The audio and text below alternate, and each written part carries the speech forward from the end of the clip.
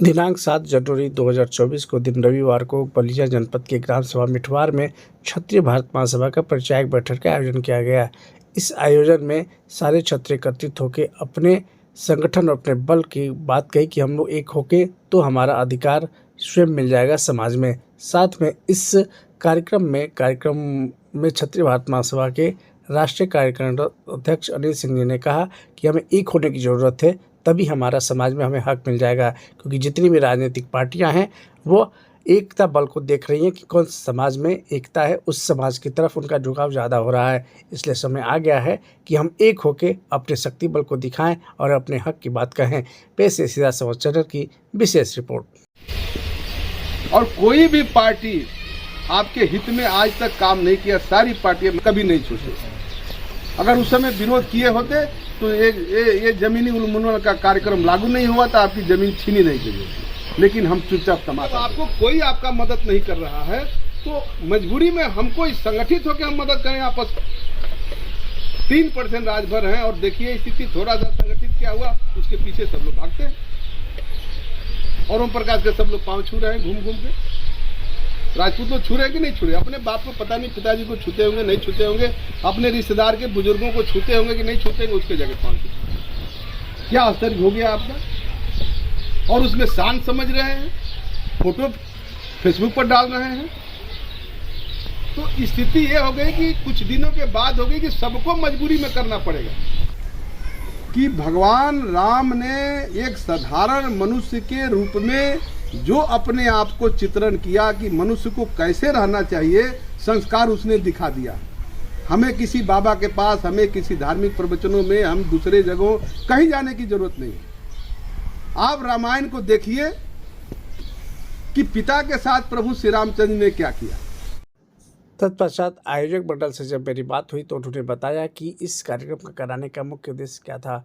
आयोजक मंडल में मुख्य रूप से सुनील कुमार सिंह, राकेश कुमार सिंह, अवधेश मास्टर सिंह जो कि पूर्व प्रधानाचार्य ने अपने विचार व्यक्त किए। साथ में उन्होंने बताया कि हम इस संगठन को आगे तक लेके जाएंगे। पेश है विशेष। इस समय हम लोग मौजूद है जनपद बलिया के ग्राम सभा मिठवार में और आज यहाँ पे क्षत्रिय भारत महासभा का एक परिचायक बैठक का आयोजन हुआ था और जो आयोजनकर्ता लोग हैं हमारे साथ हैं। पहले तो हम परिचय जाने, क्या नाम है सर आपका? सुनील कुमार सिंह। सुनील जी बताइए कि जो आपने आयोजन कराया था परिचायक बैठक क्षत्रिय भारत महासभा का, इसका मुख्य उद्देश्य क्या था, किस लिए आपने कराया? हम लोग इसलिए कराया था कि क्षत्रिय महासभा जो जितने क्षत्रिय है एक मत हो, जिसे इसमें लेना देना कुछ राजनीति नहीं है। इसमें हम लोग सोच रहे हैं कि हमारा जितना भी हो क्षत्रिय लोग एक संगठन बन जाए कि अन्य पार्टी जो है हम लोगों को बुलाएं तब जाएं हम लोग। इस तरह उन लोगों के यहाँ हम लोग जाते हैं तो कोई पूछ नहीं रहता है, न कोई पूछता है।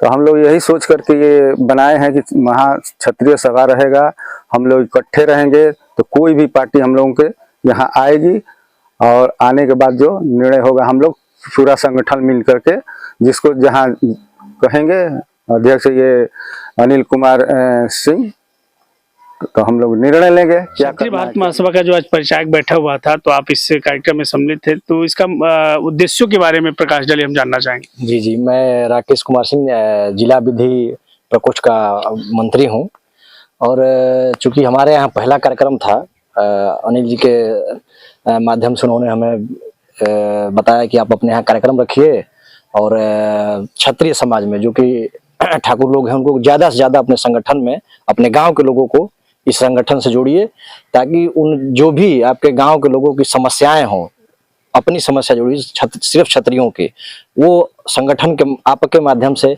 हमारे संगठन को सूचना मिलेगी और उसके बाद हम उसका निस्तारण मिलकर करेंगे। मेरा नाम अवधेश कुमार सिंह है।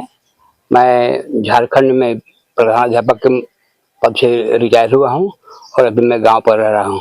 अच्छा, ये माट साहब ये बताइए कि जो क्षत्रिय हैं, आप पहले से देख रहे होंगे, तो क्षत्रिय आज इस संगठन में एकत्रित हो रहे हैं, तो उसको लेके आप क्या कहना चाहेंगे कि क्षत्रियों को कैसे रहना चाहिए और क्षत्रियों का जो स्वभाव है उसके बारे में आप क्या कहेंगे? देखिए, इस बारे में आपको स्पष्ट कर दूं कि इसका राजनीति से कोई संबंध नहीं है।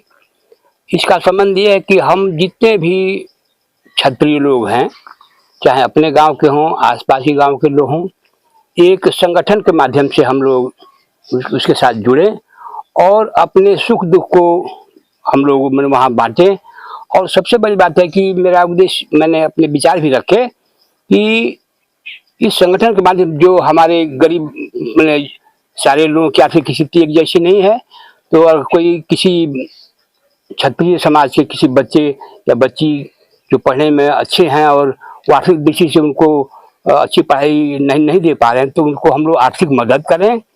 साथ ही साथ आजकल जो कुरीतियां हैं दहेज प्रथा की, अगर आपस में लड़के और लड़कियां दो भाइयों की अगर हो, कोई अगर गरीब ही अगर भाई है और उसकी बच्ची उस तरह की संस्कार में बढ़ी पली है, तो अपने हमारा ही लड़का है या किसी दूसरे का लड़का, तो उस पर हम लोग दबाव भी डालें कि भाई बिना दहेज के वो शादी जो है वो आपस में हो, तो ये इससे जो है समाज का उत्तरोत्तर विकास होगा। इसलिए मुझे तो बड़ी खुशी, मैं पहली बार यहाँ पर इस संगठन में आज यहाँ उपस्थित हुआ और यहाँ जो भी वक्ताओं ने अपने वक्तव्य रखे उससे मैं बहुत संतुष्ट भी हूँ और खुश भी हूँ।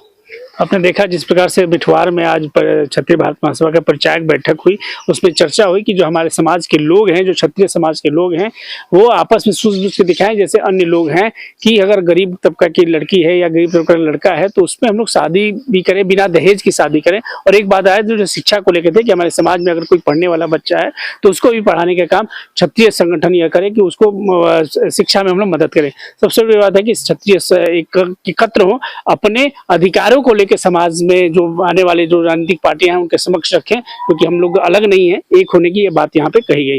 तो आगे भी ऐसे तमाम खबरों के लिए हमारे साथ बने रहिए। मैं वेद प्रकाश सिंह अपने सहयोगी आदर्श के साथ, मैं वेद प्रकाश सिंह, सीधा संवाद।